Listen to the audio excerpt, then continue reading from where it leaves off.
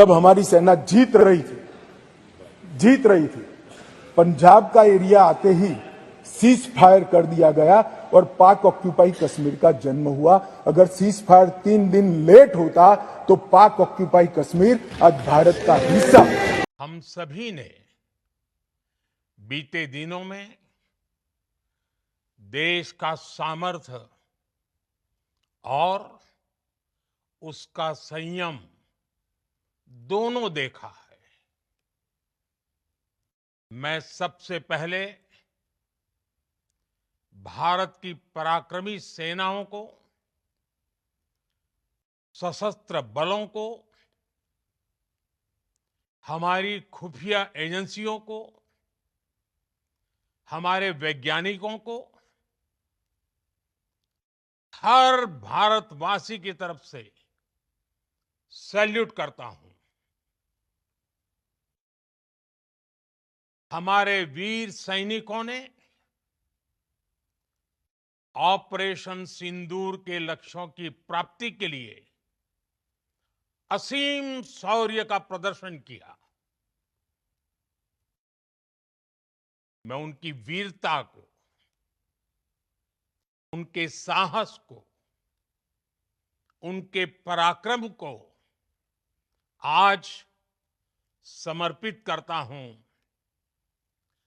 हमारे देश की हर माता को, देश की हर बहन को और देश की हर बेटी को ये पराक्रम समर्पित करता हूं।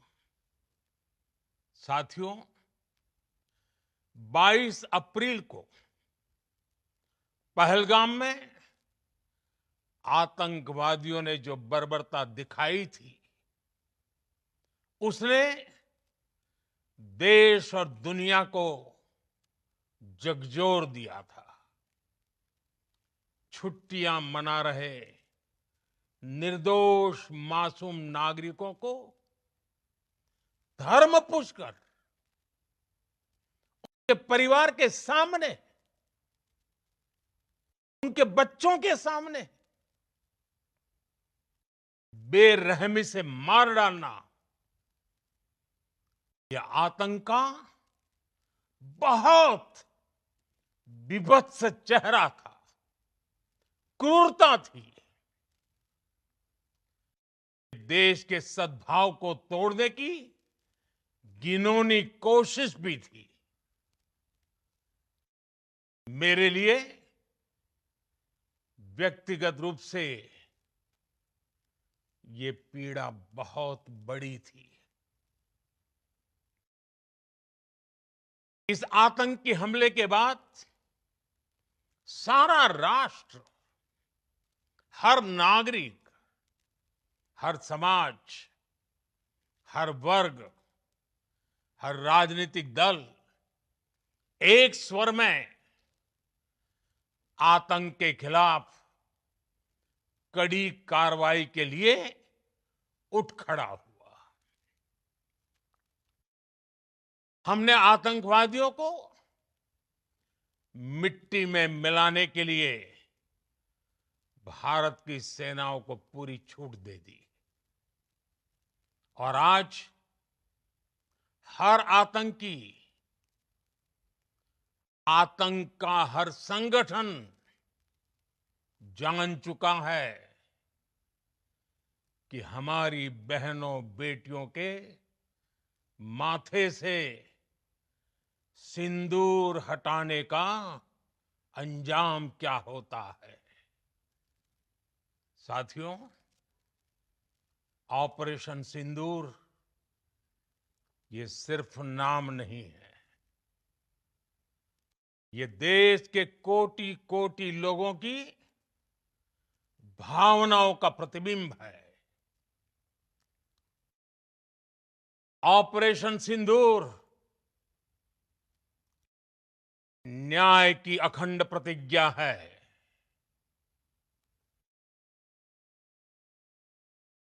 6 मई की देर रात, 7 मई की सुबह पूरी दुनिया ने इस प्रतिज्ञा को परिणाम में बदलते देखा है। भारत की सेनाओं ने पाकिस्तान में आतंक के ठिकानों पर, उनके ट्रेनिंग सेंटर्स पर सटीक प्रहार किया। आतंकियों ने सपने में भी नहीं सोचा था कि भारत इतना बड़ा फैसला ले सकता है। लेकिन जब देश एकजुट होता है, नेशन फर्स्ट की भावना से भरा होता है, राष्ट्र सर्वोपरि होता है, तो फौलादी फैसले लिए जाते हैं,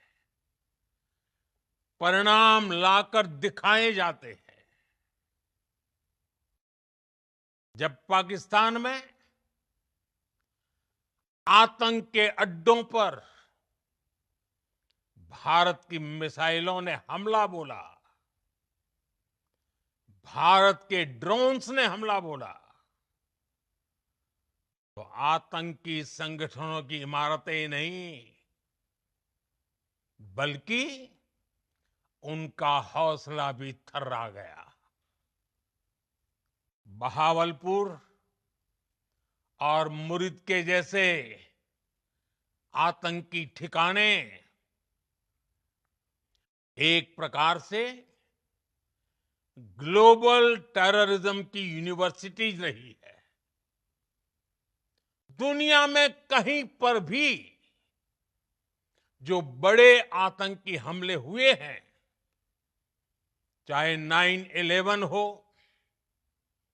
चाहे लंदन ट्यूब बॉम्बिंग हो, या भारत में दशकों से जो बड़े बड़े आतंकी हमले हुए हैं, उन सब के तार कहीं ना कहीं आतंक के इन्हीं ठिकानों से जुड़ते रहे हैं। आतंकियों ने हमारी बहनों का सिंदूर उजाड़ा था, इसलिए भारत ने आतंक के ये हेडक्वार्टर्स उजाड़ दिए। भारत के इन हमलों में 100 से अधिक खूंखार आतंकवादियों को मौत के घाट उतारा गया है। आतंक के बहुत सारे आका बीते 2.5-3 दशकों से खुलेआम पाकिस्तान में घूम रहे थे, जो भारत के खिलाफ साजिशें करते थे। उन्हें भारत ने एक झटके में खत्म कर दिया। साथियों, भारत की इस कार्रवाई से पाकिस्तान घोर निराशा में गिर गया था, हताशा में गिर गया था, बौखला गया था। और इसी बौखलाहट में उसने एक और दुस्साहस किया। आतंक पर भारत की कार्रवाई का साथ देने के बजाय पाकिस्तान ने भारत पर ही हमला करना शुरू कर दिया। पाकिस्तान ने हमारे स्कूलों, कॉलेजों को, गुरुद्वारों को, मंदिरों को, सामान्य नागरिकों के घरों को निशाना बनाया। पाकिस्तान ने हमारे सैन्य ठिकानों को निशाना बनाया। लेकिन इसमें भी पाकिस्तान खुद बेनकाब हो गया। दुनिया ने देखा कि कैसे पाकिस्तान के ड्रोन्स, पाकिस्तान की मिसाइलें भारत के सामने तिनके की तरह बिखर गई। भारत के सशक्त एयर डिफेंस सिस्टम ने उन्हें आसमान में ही नष्ट कर दिया। पाकिस्तान की तैयारी सीमा पर वार की थी, लेकिन भारत ने पाकिस्तान के सीने पर वार कर दिया। भारत के ड्रोन्स, भारत की मिसाइलों ने सटीकता के साथ हमला किया।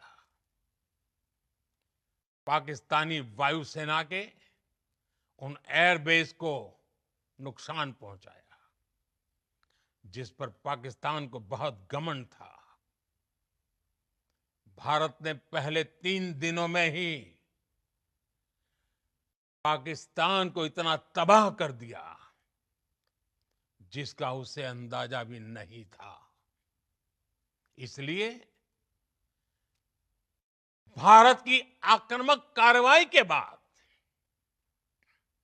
पाकिस्तान बचने के रास्ते खोजने लगा। पाकिस्तान दुनिया भर में तनाव कम करने के लिए गुहार लगा रहा था, और बुरी तरह पीटने के बाद इसी मजबूरी में 10 मई की दोपहर को पाकिस्तानी सेना ने हमारे डीजीएमओ को संपर्क किया। अब तक हम आतंकवाद के इंफ्रास्ट्रक्चर को बड़े पैमाने पर तबाह कर चुके थे। आतंकियों को मौत के घाट उतार दिया गया था। पाकिस्तान के सीने में बसाए गए आतंक के अड्डों को हमने खंडहर बना दिया था। इसलिए जब पाकिस्तान की तरफ से गुहार लगाई गई, पाकिस्तान की तरफ से जब ये कहा गया कि उसकी ओर से आगे कोई आतंकी गतिविधि और सैन्य दुस्साहस नहीं दिखाया जाएगा, तो भारत ने भी उस पर विचार किया। और मैं फिर दोहरा रहा हूं, हमने पाकिस्तान के आतंकी और सैन्य ठिकानों पर अपनी जवाबी कार्रवाई को अभी सिर्फ स्थगित किया है। आने वाले दिनों में हम पाकिस्तान के हर कदम को इस कसौटी पर मापेंगे कि वो क्या रवैया अपनाता है। साथियों, भारत की तीनों सेनाएं, हमारी एयरफोर्स, हमारी आर्मी और हमारी नेवी, हमारी border security force BSF, Bharat के अर्धसैनिक बल लगातार अलर्ट पर है। सर्जिकल स्ट्राइक और एयर स्ट्राइक के बाद अब ऑपरेशन सिंदूर आतंक के खिलाफ भारत की नीति है। ऑपरेशन सिंदूर ने आतंक के खिलाफ लड़ाई में एक नई लकीर खींच दी है, एक नया पैमाना, न्यू नॉर्मल तय कर दिया है। पहला, भारत पर आतंकी हमला हुआ तो मुंह तोड़ जवाब दिया जाएगा। हम अपने तरीके से, अपनी शर्तों पर जवाब देकर रहेंगे। हर उस जगह जाकर कठोर कार्रवाई करेंगे जहां से आतंक की जड़ें निकलती हैं। दूसरा, कोई भी न्यूक्लियर ब्लैकमेल भारत नहीं सहेगा। न्यूक्लियर ब्लैकमेल की आड़ में पनप रहे आतंकी ठिकानों पर भारत सटीक और निर्णायक प्रहार करेगा। तीसरा, हम आतंक की सरपरस्त सरकार और आतंक के आकाओं को अलग अलग नहीं देखेंगे। ऑपरेशन सिंदूर के दौरान दुनिया ने पाकिस्तान का वो घिनौना सच फिर देखा है, जब मारे गए आतंकियों को विदाई देने पाकिस्तानी सेना के बड़े बड़े अफसर उमड़ पड़े। स्टेट स्पॉन्सर्ड टेररिज्म का ये बहुत बड़ा सबूत है। हम भारत और अपने नागरिकों को किसी भी खतरे से बचाने के लिए लगातार निर्णायक कदम उठाते रहेंगे। साथियों, युद्ध के मैदान पर हमने हर बार पाकिस्तान को धूल चटाई है और इस बार ऑपरेशन सिंदूर ने नया आयाम जोड़ा है। हमने रेगिस्तानों और पहाड़ों में अपनी क्षमता का शानदार प्रदर्शन किया और साथ ही न्यू एज वॉरफेयर में भी अपनी श्रेष्ठता सिद्ध की। इस ऑपरेशन के दौरान हमारे मेड इन इंडिया हथियारों की प्रामाणिकता सिद्ध हुई। आज दुनिया देख रही है 21वीं सदी के वॉरफेयर में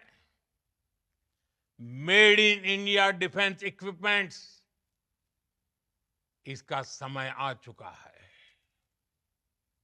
साथियों, हर प्रकार के आतंकवाद के खिलाफ हम सभी का एकजुट रहना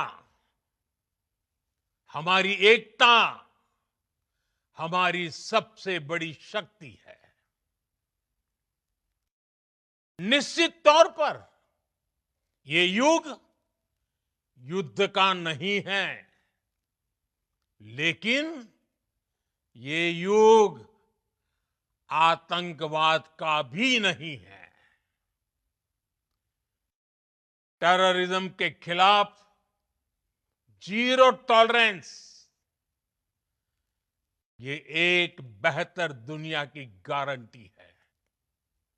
साथियों, पाकिस्तानी फौज, पाकिस्तान की सरकार जिस तरह आतंकवाद को खाद पानी दे रहे हैं, वो एक दिन पाकिस्तान को ही समाप्त कर देगा।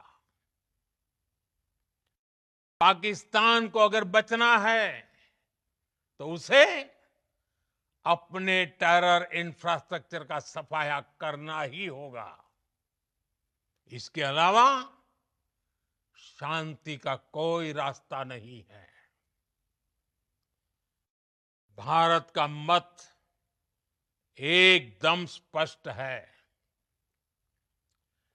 टेरर और टॉक एक साथ नहीं हो सकते। टेरर और ट्रेड एक साथ नहीं चल सकते और पानी और खून भी एक साथ नहीं बह सकता। मैं आज विश्व समुदाय को भी कहूंगा, हमारी घोषित नीति रही है,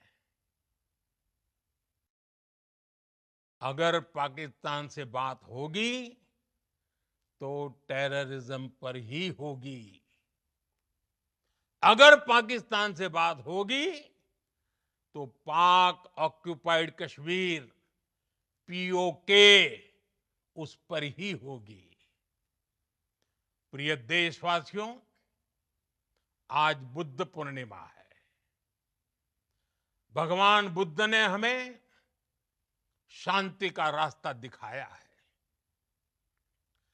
शांति का मार्ग भी शक्ति से होकर जाता है। मानवता शांति और समृद्धि की तरफ बढ़े, हर भारतीय शांति से जी सके, विकसित भारत के सपने को पूरा कर सके, इसके लिए भारत का शक्तिशाली होना बहुत जरूरी है। और आवश्यकता पड़ने पर इस शक्ति का इस्तेमाल भी जरूरी है। और पिछले कुछ दिनों में भारत ने यही किया है। मैं एक बार फिर भारत की सेना और सशस्त्र बलों को सैल्यूट करता हूं। हम भारतवासी के हौसले, हर भारतवासी का एकजुटता का शपथ, संकल्प, मैं उसे नमन करता हूं। बहुत बहुत धन्यवाद। भारत माता की जय। भारत माता की जय। भारत माता की जय। जब हमारी सेना जीत रही थी, पंजाब का एरिया आते ही सीज फायर कर दिया गया और पाक ऑक्यूपाई कश्मीर का जन्म हुआ। अगर सीज फायर 3 दिन लेट होता तो पाक ऑक्यूपाई कश्मीर आज भारत का हिस्सा